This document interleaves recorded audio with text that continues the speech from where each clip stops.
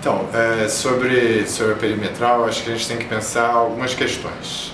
Inicialmente, como se define, quem decide sobre a demolição ou não. Hoje em dia ela está sendo feita de uma forma imperial, o prefeito, sem escutar a comunidade acadêmica, os técnicos, a população, decide por uma questão estética que a perimetral deve ser demolida. E agora, já no rastro da perimetral, já querem demolir o anexo da Assembleia Legislativa, que vai gerar um gasto enorme. Então tudo se justifica, começa a haver uma série de gastos em nome desse embelezamento. Isso é uma questão bastante preocupante. Eu acho que a gente tem que pensar, primeiro, este elevado ele tem uma vida útil bastante longa ainda. Ele foi construído com uma estrutura extremamente resistente, o que geraria, inclusive, uma enorme dificuldade na sua demolição, geraria um entulho pesadíssimo, uma complicação, mas o principal quando ele foi construído foi um equívoco, na medida em que ele destruiu o mercado da Praça 15, ele empachou uma série de edificações, etc. Mas uma vez construído, ele recebeu uma função dentro da cidade que é muito difícil de ser substituída. Então, por exemplo, alega-se que o túnel que está sendo construído irá retirar esses carros de cima da perimetral. Bom, você está gastando uma fortuna para trocar 6 por meia dúzia. Os carros que estão em cima vão para baixo e no final um dinheiro enorme, que é um dinheiro público, porque mesmo vindo de CEPAX, esse dinheiro é público, ele poderia estar sendo usado em coisas mais importantes. Você vai usar para, mais uma vez, soluções para o carro, para o automóvel. E de mais a mais, é bom sempre lembrar que o túnel não cobrirá toda a extensão daquela avenida. Só um trecho será coberto pelo túnel, o outro trecho será transformado, Rodrigues Alves, um longo trecho será transformado em via expressa, sem sinal, o que é um absurdo em termos urbanísticos, voltar aos anos 50.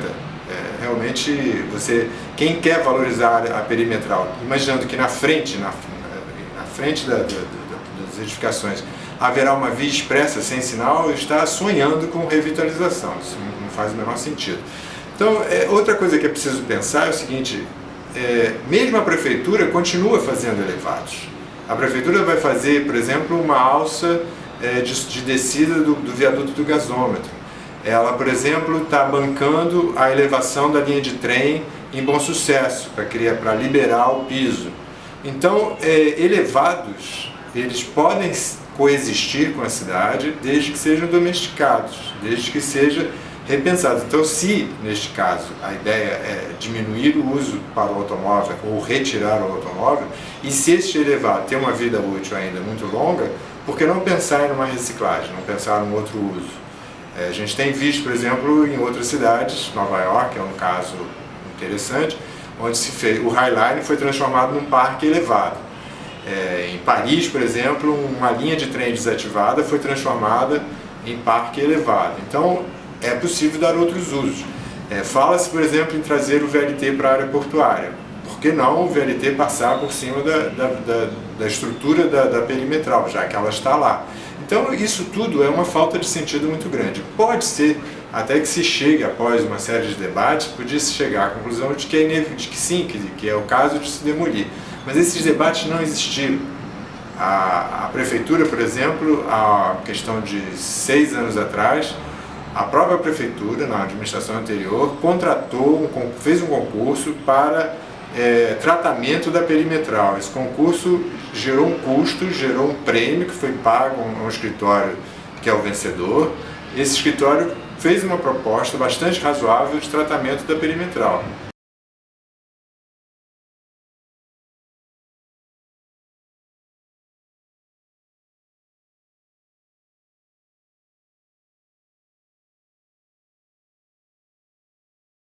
Então, esse concurso, vencido por um arquiteto chamado Ricardo Kawamoto, geraria uma imagem, gerou um projeto no qual a perimetral teria uma imagem bastante razoável, bastante apresentável e poderia conviver com a cidade.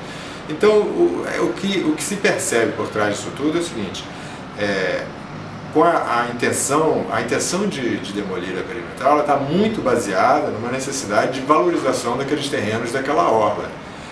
Da nova orla que vai surgir na perimetral.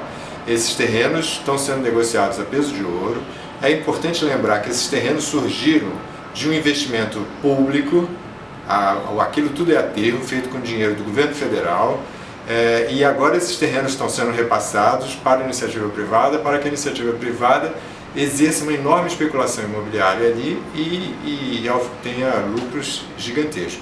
Como se pensou, como o projeto, inicialmente o projeto da área portuária não previa a demolição da perimetral. No momento em que a demolição da perimetral entrou no projeto, os custos do grande projeto chamado Porto Maravilha subiram muitíssimo. Com isso, foi necessária a geração de recursos através de CEPACs e em gabaritos muito altos. Então, os gabaritos das novas edificações para a área portuária, que eram mais ou menos razoáveis, compatíveis com o que ocorre na cidade, hoje em dia foram elevados até 50 pavimentos. Por quê? Porque tem que se vender uma quantidade gigantesca de CEPACs para financiar uma obra como essa, que é a construção de um túnel e a demolição da perimetral. Então, são gastos imensos, é um recurso que está sendo gerado, que é um recurso que é muito comum o prefeito dizer que esses recursos que a prefeitura não gasta, que ela não está gastando. Mas isso é não compreender o que é uma CEPAC. CEPAC é a venda de um direito de construção. Esse direito de construção é um bem público, é um bem que a cidade é que define. No momento que a cidade vende esse bem, ela está gerando recursos oriundos de um bem público. E esses recursos poderiam ser usados naquela área, com certeza, porque essa é a lógica da CEPAC, mas poderia ser usado em escolas, etc. Né? Na forma como o projeto está pensado hoje em dia, por conta desse aumento absurdo dos gabaritos das futuras edificações, todos aqueles armazéns e galpões que têm alguma história, que têm alguma importância cultural, que alguns deles têm uso cultural, vão ser demolidos. A gente vai gerar uma área cuja imagem será um pouco Dubai, quer dizer, uma coisa que não tem nada a ver com o Rio de Janeiro. Nunca houve uma área de tantos prédios altos contíguos como está previsto na área portuária.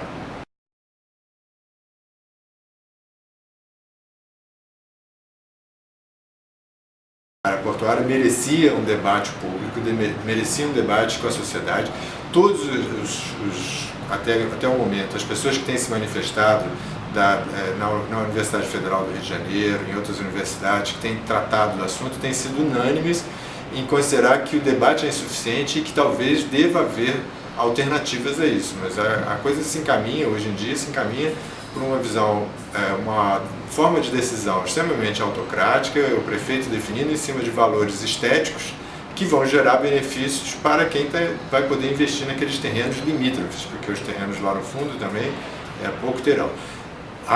Um outro efeito dessa história toda é com essa subida gigantesca dos níveis das edificações, as pessoas que sempre viveram na área portuária, que estão vivendo nas encostas, vão ter sua vista completamente empachada e nunca mais verão aquele mar com o qual estão acostumados.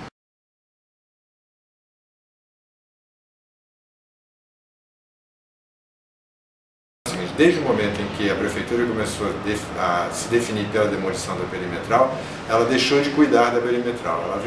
Ela está sendo sucateada, se deteriorando a olhos vistos. E caso a decisão em algum momento prevaleça uma decisão mais sábia de talvez não demoli-la, ela está muito sucateada. Isso é importante que o poder público não deixe de olhar. Agora, uma outra questão que vale a pena lembrar também é o seguinte: para uma obra tão grande, de tanto peso como essa da demolição da perimetral, numa situação normal seria necessário um estudo de impacto ambiental. A perimetral ela tem influência no trânsito em Niterói, ela é um equipamento de uso metropolitano, ela não é só da cidade. Esse estudo de impacto ambiental, que normalmente seria exigido de qualquer obra desse porte, não foi feito. Foi feito apenas um estudo de impacto de vizinhança. Esse estudo de impacto de vizinhança, eu tive a oportunidade de olhar, de ver uma análise acurada sobre ele. Ele foi feito por um grupo de São Paulo, que demonstrou enorme desconhecimento da cidade do Rio de Janeiro, por profissionais recém-formados, que não tinham conhecimento do que estavam falando.